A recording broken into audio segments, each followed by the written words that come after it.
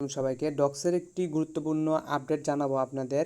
তো আপনারা অনেকে কিন্তু মাল্টিপল অ্যাকাউন্ট করেছেন, পাশাপাশি বিভিন্ন ধরনের ইললিগেল যে অ্যাকাউন্টগুলো করেছেন সেই অ্যাকাউন্টগুলো আপনাদের ব্যান্ড হবে কিনা, বা আপনার সংখ্যায় রয়েছেন এক ফোনে বেশ কিছু আপনারা অ্যাকাউন্ট খুলেছেন। তো এখানে কিন্তু ডক্স তাদের অফিসিয়ালি একটি নিউজ ওখানে জানিয়ে দিয়েছে যে 53 মিলিয়ন ইউজার ডক্সে জয়েন করেছে, কিন্তু ইলিজেবল হয়েছে হচ্ছে 42.2 মিলিয়ন, অর্থাৎ প্রায় হচ্ছে আপনার 10.8 মিলিয়ন ইউজার কিন্তু ইলিজিবল হয়নি। তো এই 10.8 জন যে ইলিজিবল হলো না, তো এই ইউজারগুলো কারা সেটাই আমি জানাবো। এটা কি মাল্টিপল অ্যাকাউন্ট বা এ ধরনের কোনো কিছু, সেটা আপনাদের আমি জানানোর আজকে চেষ্টা করবো। তো ডক্স মেইনলি হচ্ছে নট কয়েনের যে টিমটা আছে সেই টিমটাই কিন্তু এখানে কাজ করতেছে। আর এখানে যে ধরেন সামথিং আমরা 11 মিলিয়ন ধরতে পারি, এটা কিন্তু তারা কিন্তু হচ্ছে ইলিজিবল হয়নি।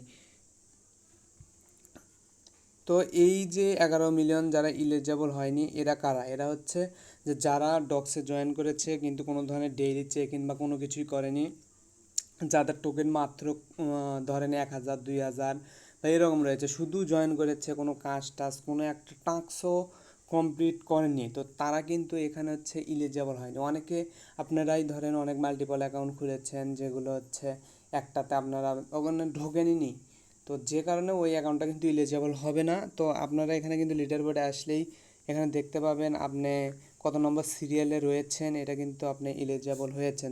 যে আইডিটা ইলিজিবল হবে না, এখানে কিন্তু আপনার যে র্যাঙ্কিং, এই র্যাঙ্কিং কিন্তু শো করবে না।